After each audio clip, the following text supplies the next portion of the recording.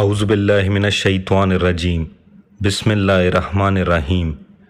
جنگ جمل کے اختتام کے موقع پر جب مروان بن حکم گرفتار کیا گیا تو اس نے امام حسن اور امام حسین علیہ السلام سے خواہش کی کہ وہ امیر المومنین علیہ السلام سے اس کی سفارش کریں۔ چنانچہ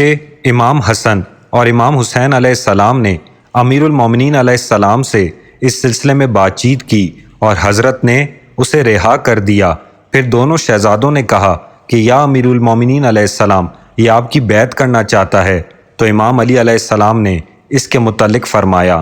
کیا اس نے عثمان کے قتل ہو جانے کے بعد میری بیعت نہیں کی تھی؟ اب مجھے اس کی بیعت کی ضرورت نہیں۔ یہ یہودی قسم کا ہاتھ ہے، اگر ایک ہاتھ سے بیعت کرے گا تو ذلیل طریقے سے توڑ بھی دے گا۔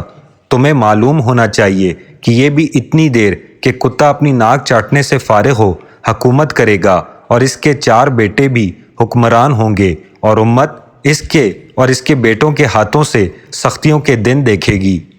مروان ابن حکم حضرت عثمان کا چچا زاد بھائی اور داماد تھا، اور اکرا جسم اور لمبا قد ہونے کی وجہ سے خیت باطل یعنی باطل کا ڈورا کے لقب سے یاد کیا جاتا تھا۔ چنانچہ عبد الملک ابن مروان نے جب عمرو ابن سعید اشدق کو قتل کر دیا تو اس کے بھائی یحییٰ ابن سعید نے کہا، اے خیت باطل کی اولاد، تم نے عمرو سے غداری کی، اور تمہارے جیسے لوگ غداری ہی کی بنیادوں پر اپنے اقتدار کی عمارتیں کھڑی کیا کرتے ہیں۔ مروان کا باپ حکم گو فتح مکہ کے موقع پر اسلام لے آیا تھا، مگر اس کے طور طریقے ایسے تھے کہ جو پیغمبر اکرم صلی اللہ علیہ وآلہ وسلم کے لیے انتہائی اذیت کا باعث ہوتے تھے۔ اپنی نجی محفلوں میں پیغمبر اکرم صلی اللہ علیہ وآلہ وسلم کے چلنے اور گفتگو کے انداز کی نقل اتار کے معاذ اللہ تمسکن اڑایا کرتا تھا۔ چنانچہ پیغمبر اکرم صلی اللہ علیہ وآلہ وسلم نے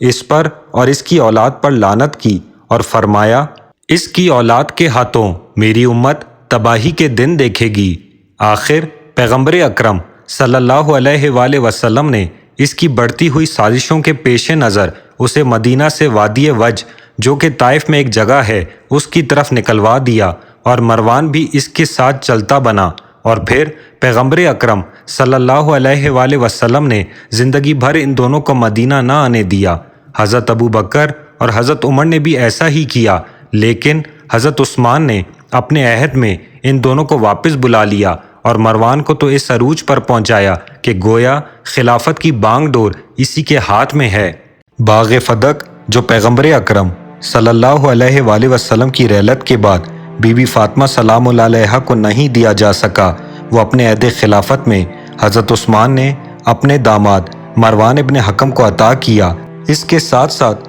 افریقہ سے آنے والی 1 لاکھ سے زائد کی آمدنی بھی اس کے کھاتے میں لگا دی گئی اور اسے لگاتار ملتی رہی۔ اور پھر اس کے حالات اس طرح سازگار ہوئے کہ معاویہ ابن یزید کے مرنے کے بعد خلیفۃ المسلمین بن گیا۔ لیکن ابھی 9 مہینے 18 دن ہی حکومت کرتے ہوئے گزری تھی کہ 3 رمضان سن 65 ہجری میں 63 برس کی عمر میں قضا نے اس طرح آ گھیرا کہ اس کی بیوی اس کے منہ پر تکیہ رکھ کر بیٹھ گئی اور اس وقت تک الگ نہ ہوئی جب تک اس نے دم نہ توڑ دیا۔ اس کے جن 4 بیٹوں کی طرف امیر المومنین امام علی علیہ السلام نے اشارہ کیا ہے، وہ عبد الملک ابن مروان کے 4 بیٹے ولید، سلیمان، یزید اور حشام ہیں کہ جو عبد الملک کے بعد یکے بعد دیگرے تخت خلافت پر بیٹھے اور اپنی خونچگان داستانوں سے صفحات تاریخ رنگین کر گئے، اور بعض شارعین نے خود اس کے صلبی بیٹے مراد لیے ہیں جن کے نام یہ ہیں: عبد الملک ابن مروان،